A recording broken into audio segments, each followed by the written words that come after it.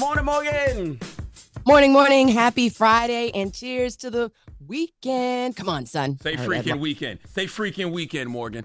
Cheers to the mother effing weekend. There you go. Come on, son. In case you missed it, Vice President Kamala. Yeah, shout out, I love her. In case you missed it, though, Vice President Kamala Harris sat for an exclusive CNN interview along with Dana Bash and her running mate, Tim Walz. In their first interview since announcing her run for president, VP Harris slammed former President Trump for making promises he couldn't deliver and for his mismanagement of the COVID-19 pandemic and the state in which they inherited the country. Let's hear more from VP Harris.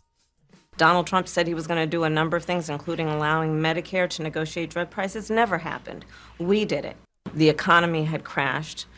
In large part, all of that because of mismanagement by Donald Trump of that crisis. So Harris went on to say comments about that. Here he talked about her turning black for political purposes from the same old tired playbook. She didn't even dignify that with a response. Next question. Yeah, please. but yeah, exactly. Moving on. And she went on to blame him for stopping the bipartisan border deal earlier this year, saying Trump got word that the bill contributed to border security and told people in Congress not to put it forward. She also defended her policy shifts since becoming the Democratic presidential nominee. And if elected in November, she would start by focusing on an opportunity economy. Let's hear those comments from VP Harris. I think the most important and most significant aspect of my policy perspective and decisions is my values have not changed. My value around what we need to do to secure our border, that value has not changed. I spent 2 terms as the Attorney General of California prosecuting transnational criminal organizations. The climate crisis is real, that it is an urgent matter to which we should apply metrics that include holding ourselves to deadlines around time. So she said she would implement several policy proposals that support and strengthen the middle class. She added she would invest in small businesses and American families by helping to make housing more affordable. And she also went on the offensive and talked about Donald Trump, saying his agenda, the agenda that he's pushing, diminishes the character and strength of who we are as a country. What are your thoughts on last night's interview with Dana Bash? I think the VP did what she was supposed to do. She went out there and told the American people exactly what her plans are and explained what they already have done. You know, she talked about rebuilding the middle class, which I think is great messaging. I love her opportunity economy messaging. And I thought she gave a great answer when she talked about a lot of her new perspectives, because she said her time as vice president has provided her with new perspectives. And, you live and you learn. You should want people in positions of power who aren't stuck in their ways and are willing to grow and pivot when they get new information. I thought she handled the border stuff well, too, the way she answered that. Because the way that the question was set up, it was kind of like can you really do this job? And she made it very clear that not only can she do the job, but when she was in the position to be able to do the things that people were saying she couldn't do, it wasn't her fault. Like, it's not all to blame on her. She sounded very presidential. She sounded great. Yeah, the border is not one party's problem. The border is a bipartisan issue. That's why they created a bipartisan bill that Donald Trump killed. You know what I'm saying? Like the border's been messed up my entire life, regardless of who has been in the White House. So clearly it's not just one party's issue. And what about Dana Bash? Do you think she asked the necessary questions? I think she did. And I think she did. I like that she didn't stop asking the questions. Like when Tim Walz wasn't really answering her questions at one point. Or the VP. She was circling back. Like, and she had to, because people were going to say that CNN took it easy on her. People were already saying that, but she did a good job in my opinion. But the VP jumped right into the hard stuff. Yeah. No warming up. She jumped right into the hard stuff. Oh yeah, Dana jumped right into it. But also the VP just got to do more interviews, because this interview is probably going to get picked apart and put under a microscope because she hasn't done any. And it was just a cool interview. But if she had been like, hitting the ground doing interviews in all of these different swing states with local journalists, or doing a couple podcasts here and there, this interview wouldn't have the scrutiny that it's getting right now. Right, this is the first. You guys have her back? Would y'all have her back? What you mean have her back? Here on the Breakfast Club? Yeah, of course. Yeah, absolutely. Well, have her back, but we ask her the tough questions. We're not going to keep it light on her. We're going to ask her what the people want to know and what we want to know. We would 100% have her here at the Breakfast Club. Yeah. Absolutely. So just before the interview aired, Harris and Walz wrapped up their bus tour with a rally in Savannah, Georgia, where she spoke about the child tax credit, something I like, and implementing tighter gun restrictions. Let's hear more from VP Harris in Savannah. And unlike Donald Trump, I will always put the middle class and working class families first. And it's not about just getting by, it's about getting ahead. $6,000 in the first year of a child's life to help pay for that car seat or the crib or the baby clothes. We who believe in the freedom to live safe from gun violence will finally pass universal background checks and red flag laws. Listen, I love the rebuilding of the middle class messaging. That's what folks want to know. How you gonna put more money in their pocket and how you gonna keep them safe? That's it. So Harrison Walls also visited several local businesses and schools in Georgia during their bus tour. Meanwhile, J.D. Vance, he says he felt terrible for the woman in the viral clip showing an awkward interaction with her at the Georgia donut shop. In a recent video, the VP nominee and Ohio senator introduces himself to the employee. He says, I'm running for vice president. She says, okay. Don't put me on camera. She said, don't put me on camera. Yeah, turn the camera off. And then says she doesn't want to be filmed. Well, Vance continued to film her. He says that he should have warned her and asked if it was okay to record. Well, you know how he feels about women in general, so, I mean. He adds that she must have been terrified seeing all those Secret Service agents. Mm-hmm. Okay. And she might have warrants. She just See, said, that's how I know you don't know people like that, JD, man. You don't just run up in no rural area With anywhere mad and turn the police cameras there, on. You don't nah. know if people got warrants. You don't know what people got going on. They might be on Meanwhile, a low, you saw the VP visit that bakery where she was like, get something sweet. Very different contrast, just saying. Okay. All right. We'll talk more about Trump in the next hour.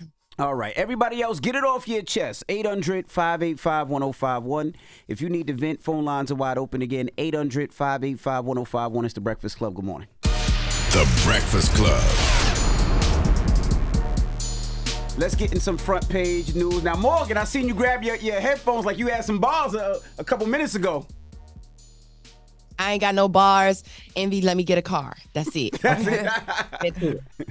So, yeah, former President Trump says this election isn't a choice between Democrats and Republicans, but a choice between communism and freedom. He made the comments during a rally in Potterville, Michigan, which is a swing state.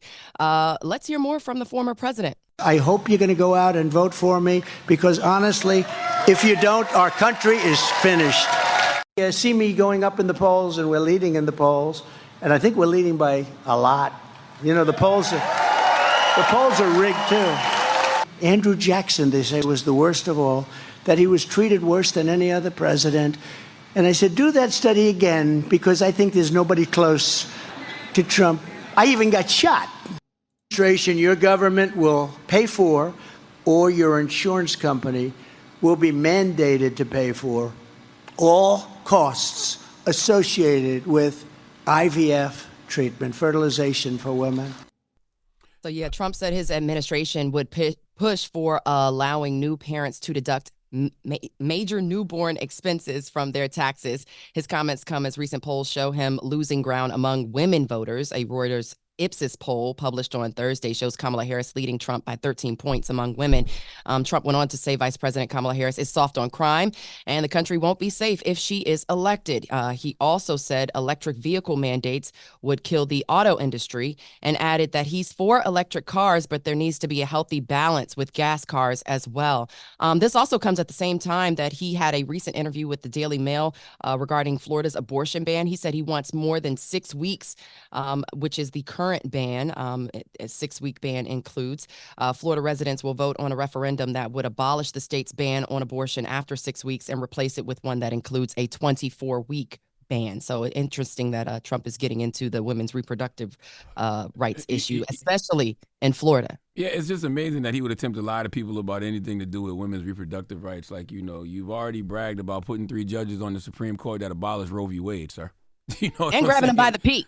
You know, I mean, the grab by the P thing is just like, I get that. That's a comment, you know, that people will point to. But the reality is you implemented legislation that abolished Roe v. Wade. Mm-hmm. So you directly attacked women's reproductive rights. So you can't turn around now and try to act like you would do something that would benefit women's reproductive rights. And when he says communism versus freedom, I would say fascism, you know, versus freedom. Because when we live in a country where we have less constitutional rights now than I did when I was born in 1978. That's crazy. How is that freedom? Yeah, that's crazy. Somebody's taking away the freedoms, and it's clearly Donald Trump and his regime. He thinks that he's the freedom. So, right. you know, based on the communism versus free. Anyways, switching gears, back to that story that in Atlanta, I have an update from that Delta story, the explosion. The 2 employees who died after a plane tire exploded at Atlanta Hartsfield Jackson Airport have now been identified. A medical examiner's office announced the victims were 58-year-old Mirko Marweg and 37-year-old Louis Alderando, excuse me. Mirko's wife of 28 years. Now, she told WANF News that she's having a hard time and is still in belief. She recalled his big smile and big heart. And she also said that he was nearing retirement. So that's really sad regarding that you're close to retiring, you're planning your retirement, and this tragedy happens. The 2 men were in a maintenance shop at the airport on Tuesday morning when the tire exploded, sending a piece of metal flying. It killed both of the men and seriously injured another employee who has not yet been identified. Now, Delta is working with the local authorities to continue to investigate what happened in that incident. That's horrible. Yeah, very sad. Go ahead, Morgan. I'm sorry. No, go ahead. I was just gonna say, people that be working. I was telling Morgan that be working for them airlines, especially for Delta. That's the airline you get with to retire because of how good the benefits are. So to get all the way to that point and then this happens out of nowhere. Yes, like, God bless that family. It is very sad. It's Labor Day weekend. So a lot of families are traveling. Many Americans are planning one last summer getaway as Labor Day weekend approaches. Domestic travel is up 9% from last year, with San Francisco, New York, Boston, Denver, and Chicago among the top destinations. International travel to cities like Paris, Rome, Barcelona, and Dublin are also popular, although down 4% from last year. Now, over the weekend, TSA plans to check a record-breaking 17 million travelers. Are you guys headed out or y'all staying put? Hell no. I'm not going to goddamn place. Okay, Yeah, nah. Destination couch all weekend. You hear me? Nah, I'm all over the place. I'm in Virginia. Salute to Pusha T. He's doing his first festival, the Cousins Festival. So I'm going to go out to Virginia, my second home. I'm going to Oklahoma City and Ohio. Nice. I'm staying put as well. I might make it to Brooklyn. Okay. Yeah. And the weather going to be terrible this weekend, at least in the tri-state area where we at, nasty. the New York, New Jersey area. I ain't going nowhere. I'll be at Club Couch all weekend, okay? The Port Authority is ready. So they mentioned some things regarding being ready. Port Authority? Yeah. Well, I'm just saying if you wanted some alternatives. To get on the bus? I'm just saying they released statements saying they're ready. What? Charlamagne said, get on the bus. Me? Nah, I ain't getting on no damn bus. Okay? I am my ancestors' wildest dreams. Rosa Parks showed me. Bus ain't a place for me. Okay? All right. Well, thank you, Morgan. All right, yes.